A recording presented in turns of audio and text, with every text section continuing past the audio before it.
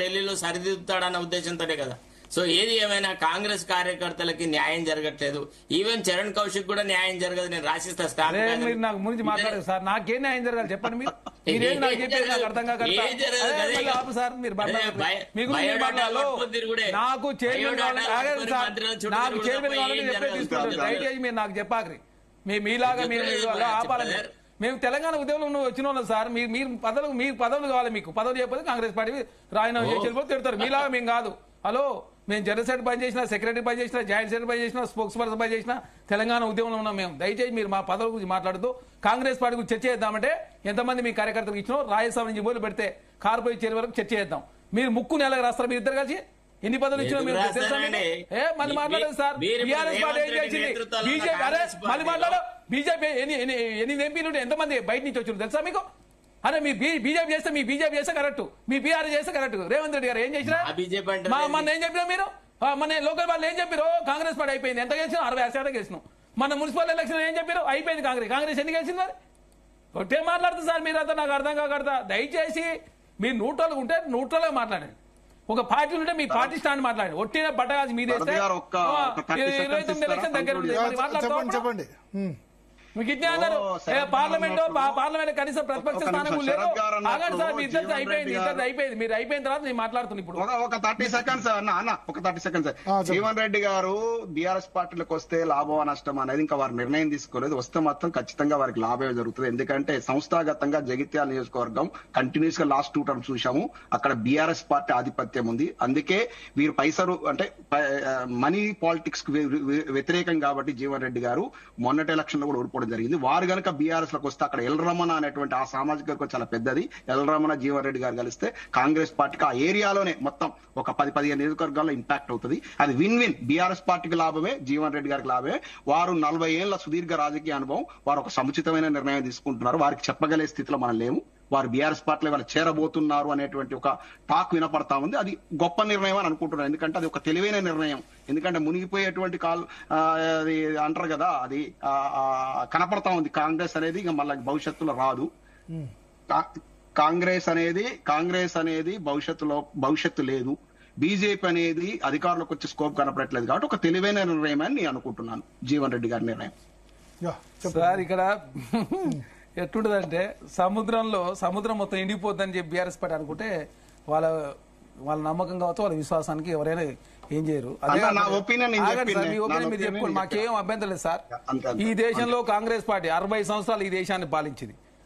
మీరు నిండా 9 సంవత్సరాలు పాలించలే. మీ అకౌంట్ లో 1500 కోట్లు ఉంటాయి. మీ టీ న్యూస్ తెలుగు రావాలా? మా అకౌంట్ లో 900 కోట్లు ఉన్నాయి. ఆగాలి సార్. చాలా రాష్ట్రాల్లో ముఖ్యమంత్రి చేసినాం మేము. భారతీయ జనతా అకౌంట్ లో 9,000 కోట్లు. మీ అత్యంత ప్రాంతీయ కాస్ట్లీ పార్టీ తెలుసా మీకు? ఎలక్షన్ కమిషన్ అనౌన్స్ చేసింది దేశంలో అత్యంత కాస్ట్లీ ప్రాంతీయ పార్టీ బీఆర్ఎస్ పార్టీ. మీరు అవినీతి పాల్పడి మీ అందరికీ పామోలు ఉన్నాయి. ఎవరెవరు సార్ పామోలు లేని ఎవరు చెప్పండి మీ బీఆర్ఎస్ పార్టీలో? మీరు మాత్రం చేస్తే కరెక్ట్. మీరేదో ఉద్యమాలకు గౌరవం, ఏ ఉద్యమాలకు గౌరవం చేస్తారు నాకు అర్థం కాదు. టీజీ కోసం పోరాటాలు చేస్తే తీసేసి పెడతారు. అస్తిత్వం లేకుండా చేసిరు. తెలంగాణ తల్లి విగ్రహం చేసిరు. తెలంగాణ గీత లేకుండా చేసిరు. మీరు విభజన హామీలు పరిష్కారం కాలే. ఇక బీఆర్ఎస్ చేస్తే కరెక్ట్, కాంగ్రెస్ చేస్తే మాత్రం తప్పు. మీరు పార్టీ ఫిరాయింపులు 50 మంది జాయిన్ చేసుకోవాలి. బీఆర్ఎస్ పార్టీ చేస్తే కరెక్ట్. మీరు మాత్రం పక్క పార్టీని తీసుకొని మంత్రి వాళ్ళని తీసుకొని బీఆర్ఎస్ పార్టీ చేస్తే కరెక్ట్. ఫస్ట్ క్యాబినెట్ లో మహిళనే ఉండదు, అయినా బీఆర్ఎస్ పార్టీ చేస్తే కరెక్ట్. ఏమన్నా అర్థం ఉందా? మాట్లాడేటప్పుడు మీరైనా నేనైనా ఎవరైనా వాస్తవాలు మాట్లాడుకుంటే బాగుంటది. కాబట్టి భారతీయ జనతా పార్టీ చెప్తున్నారు.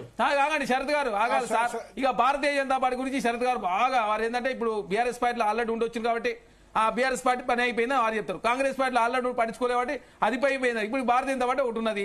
దేశంలో భారతీయ జనతా పార్టీ గురించి 8 మంది ఎంపీలు ఉంటాయి. 7 మంది పక్క పార్టీ నుంచి వచ్చి సార్. ఇక భారతీయ జనతా పార్టీ కరెక్ట్. 3 ఎమ్మెల్సీలు సార్. 3 ఎమ్మెల్సీలలో ఏవిఎన్ రెడ్డి ఏ పార్టీ నుంచి వచ్చింది సార్? కొమరయ్య గారు ఏ పార్టీ నుంచి వచ్చిండో? అంజిరెడ్డి గారు ఎన్ని పార్టీలు తిరిగి వచ్చిండో? 8 మంది ఎంపీలు ఒక రాజసింగ్ గారు తప్ప ఎవరున్నారు సార్? నాకు అర్థం కాదు. భారతీయ జనతా పార్టీలో ఇక Bharatiya Janata party correct, BRS party correct, Congress party చేసి తప్పు. రేవంత్ రెడ్డి గారు మళ్ళీ వచ్చిందా? ఇంకో చెప్తే వేమనాథేంద్ర రెడ్డి గారు అంటే వేమనాథేంద్ర రెడ్డి మీకు ఏం తెలుసు? వేమనాథేంద్ర ఏం తెలుసు అంటే ఒక వ్యక్తి గురించి మాట్లాడేటప్పుడు ఆయన టికెట్ ఇవ్వకుండా కాంగ్రెస్ పార్టీ కూడా పనిచేసి రాష్ట్ర వ్యాప్తంగా తిరిగి కాంగ్రెస్ పార్టీ శ్రేణులంతా ఐక్యం చేసే ప్రయత్నం చేస్తారు. రాజ్యసభ ఇస్తారు తప్ప. అంటే సంతోషరావు గారు మందులు ఇచ్చిన సంతోషరావు గారు మాత్రం రాజ్యసభ ఇస్తే కరెక్ట్. ఏమన్నా మీరు మాట్లాడేదానికి కొంచెం అర్థం పరమార్థం ఉండాలా. ఆయన ఎక్స్ఎమ్మెల్యే కాంగ్రెస్ మరి లేకపోతే మీరే డిసైడ్ చేస్తారు మా పార్టీలో ఎవరికి మీరెవరు డిసైడ్ చేస్తాం మీ ఇద్దరు ఒక్క నిమిషం మేము ఎవరికి ఇస్తున్నాం మీకు పార్టీ డిసైడ్ చేస్తుంది. మాకు కాంగ్రెస్ పార్టీ డైనింగ్ టేబుల్ కూర్చున్నాం కాదంటే మేము డైనింగ్ టేబుల్ కూర్చొని నిర్ణయం తీసుకున్నాం, ఫామ్ హౌస్ లో కూర్చొని నిర్ణయం తీసుకున్నాం. మేమంతా మా పార్టీ డెమోక్రాటిక్ వల్ల ముందుకు పోతాం. మేము ఏఐసీసీ నిర్ణయం తీసుకుంది, పార్టీ అంతా నిర్ణయం తీసుకుంటే మీరు డైనింగ్ టేబుల్ కూర్చొని వీళ్ళని అరెస్ట్ చేయండి, వాళ్ళని రాజ్యసభ పంపించండి, ఈయన రాజ్యసభ పంపించినాం. మేమన్నా భలే మాట్లాడతారు. మీరు ఎంతమందిని బీఆర్ఎస్ పార్టీ ఎంతమందిని అవమానించి పార్టీ నుంచి పంపించారో ఆనాడు నుంచి 2001 నుంచి మొదలు పెడితే 2023 వరకు మొత్తం అంకెతో సహా చెప్తాం. చర్చ చేద్దామంటే అన్నిటి మీద చర్చ చేద్దాం. మీరేదో ఒట్టిన కాంగ్రెస్ పార్టీ బట్ట కాల్చి మీ దేశ ప్రయత్నం చేస్తే తెలంగాణ సమాజం అంగీకరించారు. వాస్తవాలు చెప్పండి సార్, మీరు వాస్తవం కాంగ్రెస్ పార్టీ చేసిన వాస్తవాలు చెప్పండి. మరి రేవంత్ రెడ్డి ఏం చేసింది మరి కాదండి నాకు అర్థం ఒక్క నిమిషం శరత్ గారు చెప్తాడు. చెప్పండి అన్న. ఫిరాయింపుదారులను రాళ్లతో కొట్టమని మేము చెప్పినామా? అరే మస్తు చెప్తారు సార్. కొడతాం మరి మా ప్రభుత్వం కూర్చో ప్రయత్నం చేస్తే మీరు 5 సంవత్సరాలు ఉన్న ప్రభుత్వాన్ని ప్రజలు ఎన్ని రోజుల కోసం ప్రజలు ఎన్నుకున్నాం మమ్మల్ని 5 సంవత్సరాలు ఉండాల్సిన ప్రభుత్వాన్ని మా ప్రభుత్వం కూర్చే ప్రయత్నం చేస్తే మీ చేతులకు కూర్చుంటాం. మరి చేతులకు కూర్చుంటాం. భారతీయ జనతా పార్టీ జైలే కర్ణాటకలో ఏం చేశారు, మహారాష్ట్రలో ఏం చేశారు, గోవాలో ఏం చేశారు, మరి వాళ్ళు చేస్తే కరెక్టా? అంటే మా ప్రభుత్వం కూర్చే ప్రయత్నం చేస్తే 10 నిమిషాల్లో కూలుతుంది. మా నాయకుడు అనుకుని తెలిస్తే అందుకే 10 మంది బయటికి పోయారు. మరి అనుకోముందే 10 మంది బయట మరి మళ్ళీ మాట్లాడుతున్నాయి. నాకు అర్థం కాదు. అయిపోయింది సార్, దయచేసి పాతకాలం అయిపోయింది సార్. సమాజం మారింది. బీఆర్ఎస్ పార్టీ అబద్ధాలను తెలంగాణ సమాజం అంగీకరించారు. కానీ కూతురు ఏంటలేదా కేసీఆర్ మాట తెలంగాణ సమాజం ఉంటుందని మాట్లాడుతావు. నా కూతురే చెప్తుంది నా ఫోన్ ట్యాపింగ్ చేశారని చెప్పి సొంత కూతురు చెప్తుంది. కూతురు సమాజం పరిస్థితిలో బీఆర్ఎస్ పార్టీ ఉంటాడా మేము కాంగ్రెస్ పార్టీ పని అయిపోయింది చెప్తారు. మీ పని అయిపోయింది లోక్సభలో మీకు ప్రాధాన్యత లేదు. లోక్సభలో ఈ రోజు గుడుసున్నా సార్, మీ పరిస్థితి లోక్సభలో గుడుసున్నా మీ ఇందిరాగాంధీ మాట ఏం మాట చెప్పారు మరి కుటుంబంలో కామను ఏ కుటుంబాల కామన్ సార్? మీ కుటుంబం బంగారు కుటుంబం కదా మరి కేసీఆర్ కుటుంబం. ఎన్ని కుటుంబం ఎట్లా మరి కాంగ్రెస్ పార్టీ కుటుంబం అయిపోయిందా? మీ కుటుంబం అయిపోలేదు. పాపాలన్నీ కరెక్ట్ టైంలో రివైన్ తీసుకుంటాయి. ఆ పాపాలు పైనే కాబట్టి కల్లకుట్ల కుటుంబంలో పంపకాల తేడా వచ్చి విడిపోయింది. మీ అన్ని పాపాలు మీ కాంగ్రెస్ ఏ పాపం? తెలంగాణ ఇచ్చిన మేము చేసిన పాపమా చెప్పరాదు. ఆంధ్ర రాష్ట్రంలో పవర్ కోల్పోయి కాంగ్రెస్ పార్టీ ఉన్నాయి, తెలంగాణ ఇచ్చిన మేము చేసిన పాపమా? ఏ పాపం చేసి చెప్పరాదు కాంగ్రెస్ పార్టీ? మీరు చేసిన అప్పులు తీరుతుంటే మేము చేసిన పాపమా? వెలుగు మీద అన్యాయం జరిగిందని చెప్పి డబుల్ బెడ్రూమ్ ఇస్తే మీరు చేసిన పాపం. మీరు అది ఇచ్చిన మళ్ళీ సార్లు మరి ఎన్ని బెడ్రూమ్లు ఇచ్చి చెప్పరాదు? డబుల్ బెడ్రూమ్ మీ అప్పులు చెప్తే ఇంటింటి సంక్షేమం ఇచ్చారు. ఏం సంక్షేమం ఇచ్చినా మొదటి వాటిని ఎక్కడే ఇచ్చిన సంక్షేమం యాదవ్ గొర్రెలు ఇచ్చి స్కామ్ చేసి మీరు గొర్రెల స్కామ్, కాళేశ్వరంలో స్కామ్, అన్ని స్కామ్ చేసి మీరు ఏదో స్కీములు ఇచ్చారు. అయిపోయింది బీఆర్ఎస్ పార్టీ పని అయిపోయింది. బీఆర్ఎస్ పార్టీ పని అయిపోయింది సార్. అందుకే సిటీ స్థానాలు కూడా ఓడిపోతున్నారు. మీరు అహంకారం వీడాల దిక్కుమాల ప్రభుత్వం మాట్లాడు. దిక్కుమాల ప్రభుత్వం మాట్లాడు, మర్యాద మాట్లాడు, పద్ధతి లేదు మీకు. బానే ఉన్నావులే, నువ్వు ఉద్ధరించినావు, బాగా మాట్లాడుతున్నావు. ఇక భలే మాట్లాడతావు. దిక్కుమాల ప్రభుత్వం నువ్వేం దిక్కు చూపించినావు తెలంగాణ ప్రజలకు. దివాలా తీపించినా మీరు తెలంగాణ ప్రజలు దివాలా తీపించి మీరు మాట్లాడతారు. ఇక బానే ఉంది ఆపండి, బానే ఉంది ఆపాలా. మీ జీవన్ రెడ్డి గారి ప్రేమ ఉంటే మరి పోయి ₹1 బానే ఉంది. కానీ భలే చెప్పొచ్చు. ఇక అంతా మీ కోపాన్ని మీకు కావాల్సిన పదవుల కోసం కాంగ్రెస్ పార్టీ విమర్శించట్లే నాకు అర్థం కాదు. మీకు పదవులే ముఖ్యం కాబట్టి టికెట్ అయిపోతే పార్టీ మారుతాం. మారు మరి బానే ఉంది మీ గురించి తెలియదు. మరి పాలకు టికెట్ అయిపోతే బీఆర్ఎస్ పార్టీ పోతా, ఇంకో పదవి అయిపోతే ఇంకో పార్టీ పోతాయి. రేపు బీఆర్ఎస్ పార్టీ అయిపోతే పి అయిపోతావు పో. మరి ఎవడొద్దన్నాడు? మేము పార్టీలో బానే ఉంది. 2 పార్టీలు మారినాం అప్పుడే అయిపోయా. ఇంకేముంది మరి మాట్లాడేది? ఇంక 3వ పార్టీ పోతావు. దయచేసి మాట్లాడేటప్పుడు మర్యాదగా పద్ధతిగా సబ్జెక్ట్ మాట్లాడు. ప్రతి ప్రశ్నకు సమాధానం చెప్తా. దమ్ము ఉంది, ధైర్యం ఉంది మాకు. మీ నాయకుడేమో అసెంబ్లీ రాడు, మీరే ప్రశ్నలు చెప్పకుండా వేరే విషయాలు మాట్లాడతారు. ఆయన వృత్తికైన గౌరవం. వృత్తి ఏ వృత్తి మాట్లాడదు నువ్వు? ఎవరు వృత్తి? మీ డిబేట్లు ఎవరు వృత్తి? ఏ వృత్తి చెప్పరా? మరి వృత్తి ఏం వృత్తి చెప్పు? ఎవరు మేము అవమానించిన గౌరవంగా మాట్లాడితే గౌరవిస్తాం, అగౌరవంగా మాట్లాడితే ఎట్లా గౌరవిస్తారండి? నాకు అర్థం కాకూడదా? భారత్ గారి మీద రెస్పెక్ట్ ఉంది. మాకు లేదు రెస్పెక్ట్. మీరు ఒక్కరే ఉన్నది. ఇక మీరు ఒక్కరే రెస్పెక్ట్ ఉన్నది. నాకు అర్థం కాదు. ఏది పడితే అది మాట్లాడితే ఎట్లా రెస్పెక్ట్ ఇస్తారు? మీరు సబ్జెక్ట్ మాట్లాడు, సమాధానం చెప్తావు. ప్రతి ప్రశ్న సమాధానం చెప్తావు. మాట్లాడదాం మరి. ఆనాడు అప్పులేంది, ఈ రోజు అప్పులేంది, ఫిరాయింపులేంది, ఎవరి డెవలప్మెంట్ ఏంది, ఎందుకు అన్ని మాట్లాడదాం మరి. మరి మాట్లాడతాం పప్పులని మాట్లాడతాం, మాట్లాడేది పప్పులని మాట్లాడతాం, మర్యాద మాట్లాడతాం, పప్పులని మాట్లాడతాం. పబ్లిక్ డొమైన్ లో ఉన్నాయి. ఏం డొమైన్ ఉన్నాయి, ఏమున్నాయి చెప్పరా మరి.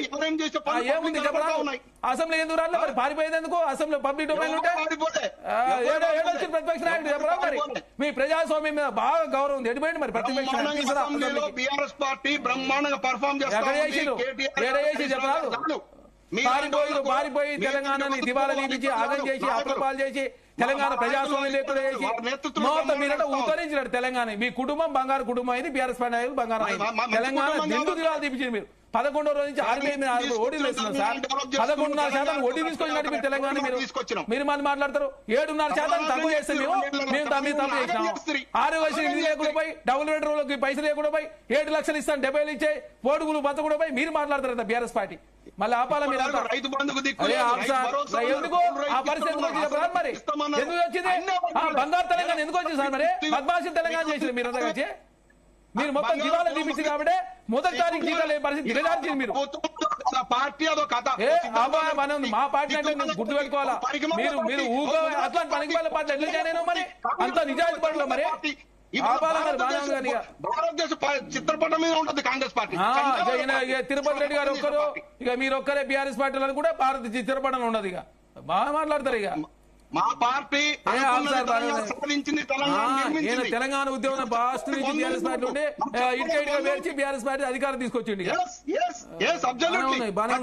సాగునీరు ఇచ్చినాం, ప్రతి ఇంటికి తాగునీరు ఎక్కడ ఇచ్చినాం అంటే డీజీఆర్ లేకుండా 26,000 కోట్ల రూపాయల ముర్రగడ ఖర్చు పెట్టేది కాకు చెప్తుంటే ఏదో సాగునీరు ఇచ్చినావు. ఎక్కడ ఇచ్చినావు, ఎవరింటికి ఇచ్చినావు సార్. ఆపాల మీరు సబ్జెక్ట్ మాట్లాడు. సబ్జెక్ట్ ప్రమాణం చెప్తాం. డిపిఆర్ లేకుండా ఎన్ని లక్షల కోట్లు ఖర్చు పెట్టిరు, ఒక ఎకరా కూడా ఎందుకు భారతలేదు, కాళేశ్వరం ఎందుకు ప్రమాదకర డ్యామ్ అయింది కేంద్ర ప్రభుత్వం ఎందుకు చెప్పింది, ఉన్నాయి సార్. మేము సబ్జెక్ట్ సమాధానం చెప్తాం. మేము భయపడి పారిపోయేటోళ్ళం కాదు. మేము సబ్జెక్ట్ సమాధానం చెప్పేటోళ్ళం. సబ్జెక్ట్ మేము మాట్లాడదాం అంటే గంటలు కాదు, ప్రతి ప్రశ్న సమాధానం చెప్తాం. మేము పారిపోతున్నాం మీలాగా. మీరు పారిపోయి ప్రతిపక్ష నాయకుడు అసెంబ్లీ అక్కడ పారిపోతుండు. రేవంత్ రెడ్డి చూస్తేనే పారిపోతే వీళ్ళట తెలంగాణలో మళ్ళీ అధికారంలోకి వస్తారట, వీళ్ళు తెలంగాణ ఉద్ధరిస్తారట. ఏం ఉద్ధరిస్తారండి, అయిపోయింది సార్, అయిపోయింది. ఎందుకు నవ్వాలి, ఏం తప్పు చేసినామండి. నాకు అర్థం నవ్వాలి, మిమ్మల్ని చూసి నవ్వాలనా, ఎందుకు నవ్వాలి సార్ మిమ్మల్ని చూసి. కేటీఆర్ గారు చెప్పాలా అసెంబ్లీలో ఆట ఆడుకుంది, ఏం ఆడుకున్నాడు, ఆడుకున్నట్ట. ఇక మీలాగానే ఉంటది, అట్లనే ఉంటది. సబ్జెక్ట్ మాట్లాడాలా, సబ్జెక్ట్ సమాధానం చెప్పకపోతే అప్పుడు మాట్లాడాలా.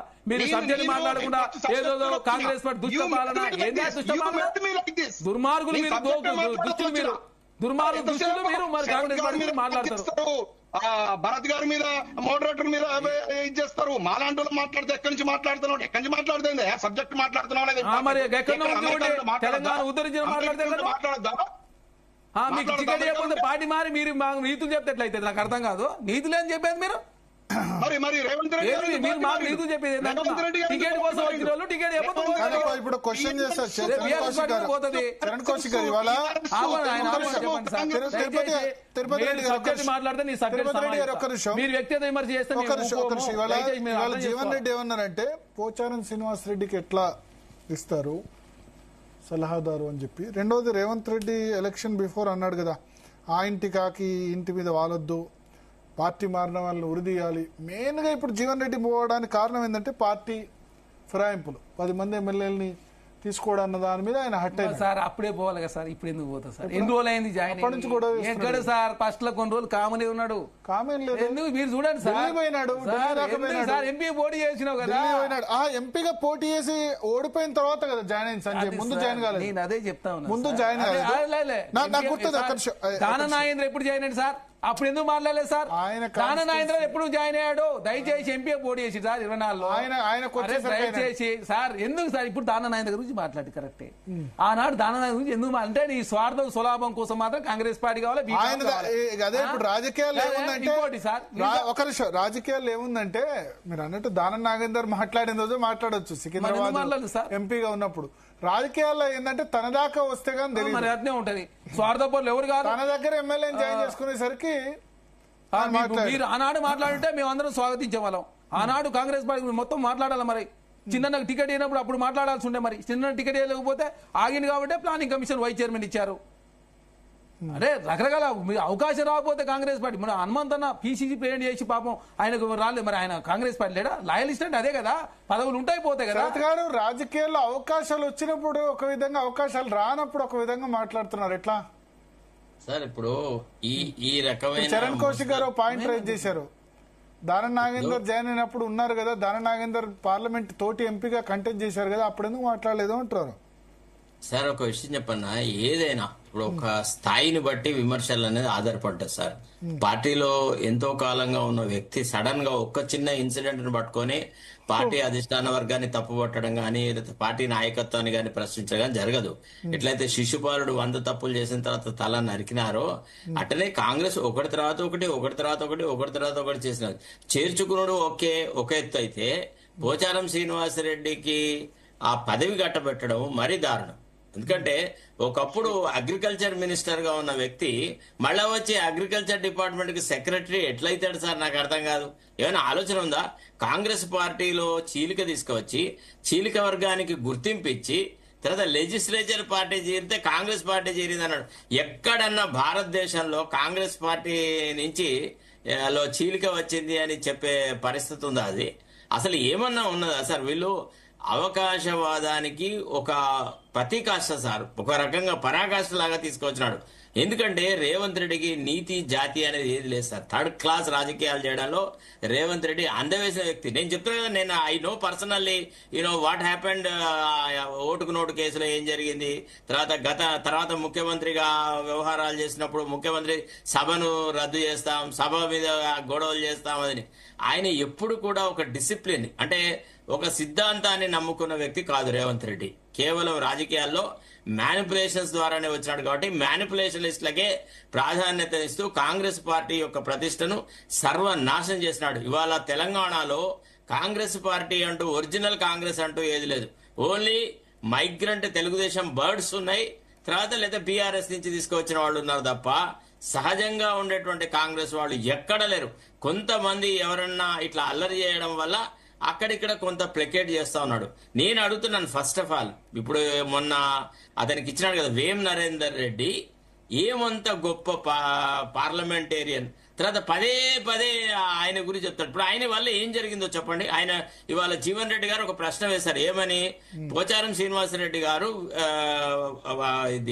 దీనికి వ్యవసాయ శాఖకు అడ్వైజ్ అయిన తర్వాత ఏం అడ్వైజ్ ఇచ్చాడో ఒక 2 అడ్వైజుల పేర్లు చెప్పు అన్నాడు. చెప్పండి మరి ఏం అడ్వైజులు ఇచ్చినారు?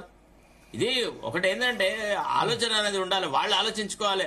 అవును, సహజంగా కాంగ్రెస్ భావజాలంతో ఉన్నవాళ్ళు, కాంగ్రెస్ కు నిరంతరం సేవ చేసిన వాళ్ళు, 40 సంవత్సరాలు సేవ చేసిన వ్యక్తిని కోల్పోతున్నందుకు నేను చరణ్ నుంచి ఏం ఎక్స్పెక్ట్ చేసినానంటే కొంత బాధను ఎక్స్పెక్ట్ చేసిన.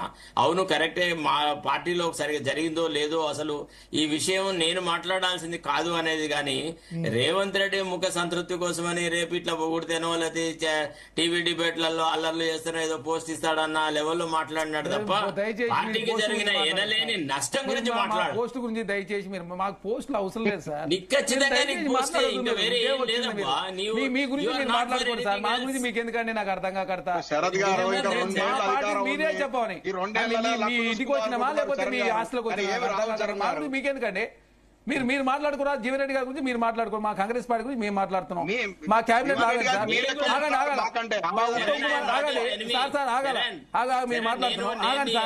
మాట్లాడుతున్నాం.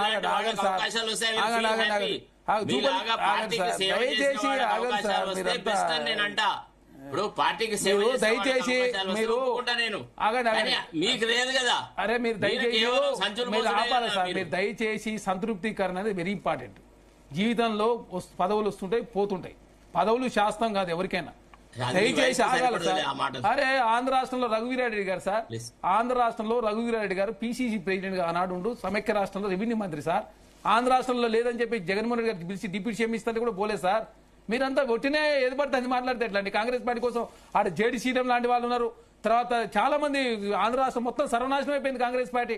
అట్లనే ఉంటే సార్ అధికారం ఉంటేనే ఉంటాం, అధికారం లేకపోతే మీ పార్టీలో ఉండమంటే ఎట్లయితుంది? ఇలా ఆంధ్ర రాష్ట్రంలో ఎంతమంది లీడర్లు కాంగ్రెస్ పార్టీకి? కే రాజు గారు లేరా? వారు ఐఏఎస్ పదవి జీవన్ రెడ్డి గారు అధికార పార్టీలో పల్లం రాజు గారు లేరా? చరణ్ గారు? చాలా మంది ఉంటారు. కిలి కుమార్ జీవన్ గారు రెడ్డి లేరా? గారు అధికార పార్టీలో ఆగండి సార్, మీరు మీ బీఆర్ఎస్ పార్టీకి ఏంటంటే మీకు మీరు అధికారం చెప్పండి, ముఖ్యం. అధికార మాకు పార్టీలో అధికారం పోతే ముఖ్యం కాదు. దయచేసి అర్థం చేసుకోవాల్సిందే, అధికారం అనేది వస్తుంది పోతుంది, పోతే వస్తుంది వస్తే పోతుంది. అది శాసనం కాదు సార్. ఇప్పుడు ఇది ఇప్పుడు సిస్టమ్. ఒక్క ఇంకోటి మాట ఆగండి సార్, భారతీయ- ఇంకోటి ఆగండి. మా కేబినెట్ లో ఉత్తమ్ కుమార్ రెడ్డి గారు కాంగ్రెస్ పార్టీ కాదా? లేకపోతే కోమటిరెడ్డి వెంకరెడ్డి గారు కాంగ్రెస్ పార్టీ కాదా? బట్టి విక్రమార్క గారు కాంగ్రెస్ పార్టీ కాదా? వాకిడి సిఆర్ గారు కాంగ్రెస్ పార్టీ కాదా? కొండ సురేఖ గారు కాదా? వివేకానంద ఎవరు కాదు సార్? నాకు అర్థం కాకర్త. మీరు ఓంటే కాంగ్రెస్ పార్టీ బడగాది మీద వేస్తే ఎట్లా? ఆనాడు బీఆర్ఎస్ పార్టీ కూడా మీరు మాట్లాడాల్సి ఉండే. ఏమయ్యా సవితేంద్ర ఎట్లా తీసుకున్నావు? తలసాని శ్రీనివాస్ ఎట్లా తీసుకున్నావు? మల్లారెడ్డిని ఎట్లా తీసుకున్నావు? ఈ ఇంద్రకరణ్ ఎట్లా తీసుకున్నావు? మీరు మాట్లాడాలా? మీరు ఒట్టినే కాంగ్రెస్ పార్టీ గురించి మాట్లాడాలి. అన్ని పార్టీలలో పక్క పార్టీ నుంచి వచ్చిన వాళ్ళు ఉన్నారు. కాంగ్రెస్ వాళ్ళు చాలా తక్కువ, 20% కూడా లేరు. ఇక బీఆర్ఎస్ పార్టీ మొత్తం పక్క పార్టీ నుంచి వచ్చిందే. భారతీయ జనతా పార్టీ అయితే 90% పక్క పార్టీ నుంచి వచ్చిన వాళ్ళు. ఇక ఈ ఆ పార్టీల గురించి మాట్లాడి మా పార్టీ గురించి మాట్లాడి మేము ఒప్పుకుంటాం. కానీ ఒట్టినే కాంగ్రెస్ పార్టీ గురించి మాట్లాడతాం, ఇక వేరే పార్టీ గురించి మాట్లాడితే ఎట్లా అంటే మీరు విమర్శ చేస్తున్నారు, మేము చూస్తూ ఊకోవాలండి. నాకు అర్థం కాదు. కాబట్టి ఏ పార్టీ అయినా మీరు మాట్లాడేటప్పుడు అన్ని పార్టీల గురించి మాట్లాడితే మేము కూడా ఒప్పుకుంటాం. మా పార్టీ కరెక్ట్, మేము వేరే పార్టీ కరెక్ట్ కాదని చెప్పినాము. మేము అన్ని పార్టీలలో ఫిరాయింపులు ఉన్నాయి. అన్ని పార్టీ ఒక పార్టీ ఎక్కువ ఉండదు, ఒక పార్టీ తక్కువ ఉండదు. ఇది స్టార్ట్ అయింది తెలంగాణ రాష్ట్రంలో. కొత్త సంప్రదాయం తెరదీయాల్సింది పోయి 63 ఉన్నప్పుడు జాయిన్ చేసుకుంటారు, 8 మంది ఉన్నప్పుడు మీరే జాయిన్ చేసుకుంటారు. ఎంపీలు చర్చ ముగించాల్సిన సమయం వచ్చింది. థ్యాంక్ యూ చరణ్ కౌశిక్ గారు. శరత్ గారు 30 seconds. నాయకుల కొరత ఉన్నట్టు అభిషేక్ మను సింగ్ తీసుకొచ్చి రాజ్యసభ ఎందుకు ఇచ్చినారు సార్? కాదండి, భారతీయ జనతా పార్టీ లక్ష్మణ్ గారు సరే, అది వేరే టాపిక్ లేండి, వేరే topic. So thank you Charan Kaushik గారు, శరత్ గారు, తిరుపతి రెడ్డి గారు. మొత్తానికి జీవన్ రెడ్డి 42 సంవత్సరాలుగా కాంగ్రెస్ పార్టీలో ఉన్న వ్యక్తి ఇవాళ రాజీనామా చేసి బయటికి వెళ్తున్నారు. ఫిరాయింపులకు సంబంధించిన ఇష్యూయే ఇక్కడ దాకా వచ్చింది. రెస్పెక్ట్ లేదు అని చెప్తున్నారు. చాలా విషయాల్లో ఆయన వైఖరి వెల్లడించారు. బీఆర్ఎస్ లో చేరడం అయితే ఖాయంగా కనిపిస్తోంది. సో బీఆర్ఎస్ లో చేరిక ఆ పార్టీకి ప్లస్ అవుతుందా? ఆ పార్టీకి ఉత్తర తెలంగాణలో ముఖ్యంగా ఉమ్మడి కరీంనగర్ జిల్లాలో గట్టి లీడర్ అవుతారా? రాబోయే రోజుల్లో జీవన్ రెడ్డి ఇన్ఫ్లుయెన్స్ ఏ విధంగా ఉండబోతోంది? నెక్స్ట్ 2 years లో బీఆర్ఎస్ కూడా కష్టకాలంలో జాయిన్ అవుతున్నారు. జూబ్లీహిల్స్ ఎన్నిక ఓటమి తర్వాత మున్సిపల్ ఎన్నికల్లో కూడా అనుకోని రిజల్ట్ రాని సందర్భంలో జీవన్ రెడ్డి జాయినింగ్ బీఆర్ఎస్కి ఎంత మేరకు ఉపకరిస్తున్నది చూడాలి రాబోయే రోజుల్లో. ఇది వాళ్ళ DNA. Stay tune to Zee Telugu. Congress పార్టీలో 4 దశాబ్దాల రాజకీయ ప్రయాణానికి గుడ్ బై చెప్పారు.